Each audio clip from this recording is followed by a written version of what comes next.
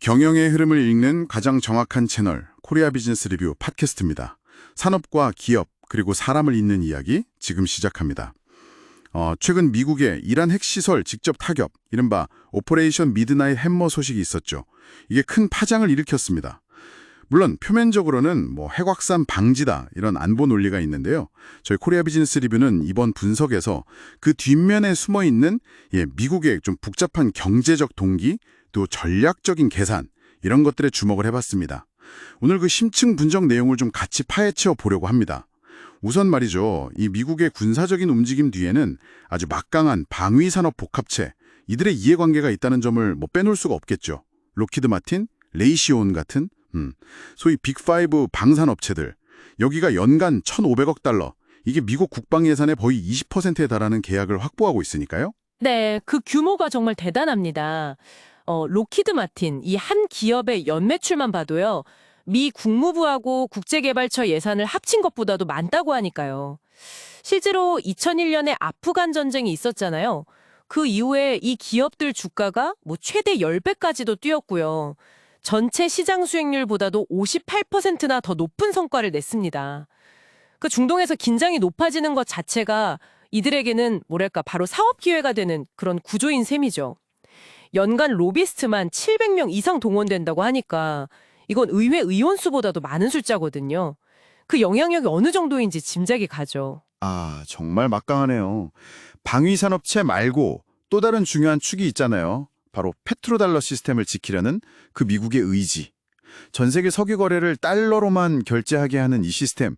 이게 미국 경제 패권의 거의 기둥 같은 건데 이란은 여기에 계속 좀 균열을 내려고 해왔고요. 그렇습니다. 이란은 계속해서 중국 위안화나 유로화로 결제하려고 시도하고 또 러시아하고는 물물 교환도 하고 이런 식으로 달러 중심 체제에서 어떻게든 벗어나려고 꾸준히 노력해왔죠.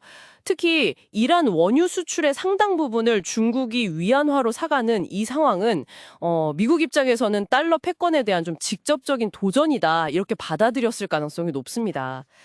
게다가 전 세계 원유 수송량의 한 20%가 지나가는 곳이 호르무즈 해협 아닙니까?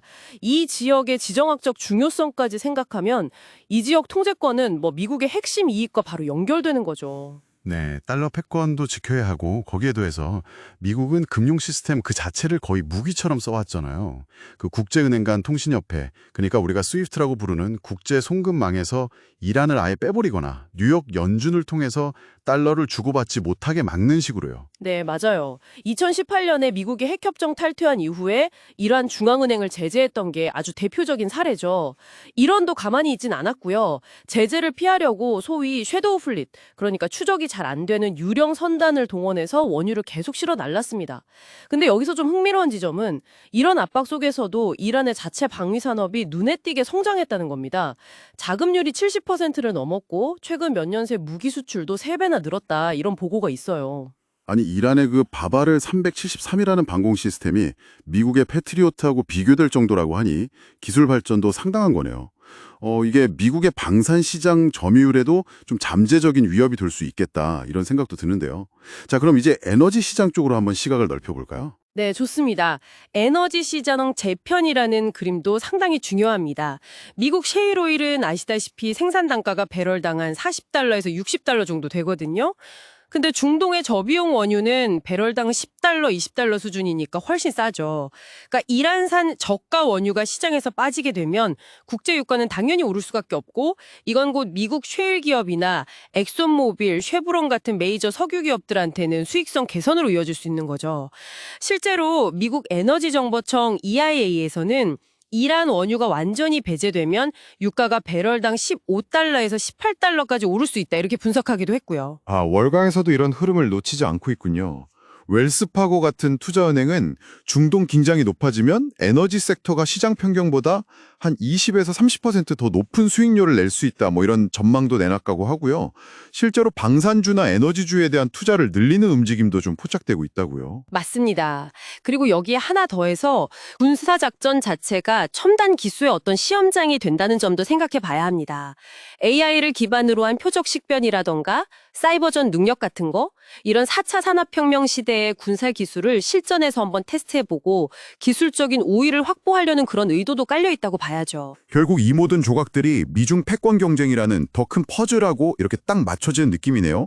그러니까 이란을 압박하는 게 중국의 에너지 안보에 영향을 미치고 동시에 미국은 동맹국 중심으로 공급망을 다시 짜는 그 프렌드 쇼어링 전략을 강화하는 이런 다층적인 계산이 숨어 있다는 분석이시군요. 네, 정확합니다. 정리를 좀 해보자면 이번 미국의 대이란 군사행동은 단순히 그냥 안보 논리, 이걸 훨씬 뛰어넘는다는 거죠. 저희 코리아 비즈니스 리뷰 분석처럼 방위산업의 이익, 또 달러 패권 수호, 에너지 시장 통제력 강화, 첨단 기술 우위 확보, 그리고 미중 경쟁 속에서의 글로벌 공급망 재편까지 아주 복합적인 경제적 이해관계가 얽혀 있는 하이브리드 패권 전략이다. 이렇게 이해하는 것이 타당해 보입니다. 네. 정말 표면적인 뉴스 너머에 있는 이런 복잡한 경제적 맥락을 읽는 게 얼마나 중요한지 다시 한번 좀 깨닫게 됩니다. 저희 코리아 비즈니스 리뷰의 분석이 청취자 여러분께도 좀 깊이 있는 시각을 제공했기를 바랍니다. 여기서 우리가 한 걸음 더 나아가서 생각해 볼 지점은 바로 이것 같습니다. 이제 지정학적 리스크라는 게 더 이상 외부 변수가 아니라는 거죠. 기업 경영이나 시장의 핵심 변수가 되어버렸다는 사실입니다. 그렇다면 이런 환경 변화가 글로벌 비즈니스 전략을 세우는 데 있어서 과연 어떤 근본적인 질문을 던지고 있는 걸까요? 기업들은 이 복잡하게 얽힌 새로운 리스크의 지형도를 어떻게 읽고 또 관리하고 나아가서 기회를 활용해야 할까요? 이런 질문에 대한 고민이 꼭 필요한 시점이라고 생각합니다. 감사합니다. 이상 코리아 비즈니스 리뷰 팟캐스트였습니다. 지속적인 지식 충전을 원하신다면 구독과 알림 설정 꼭 부탁드립니다. 그리고 좋아요는 저희에게 큰 힘이 됩니다. 다음 시간에도 깊이 있는 이야기로 찾아뵙겠습니다.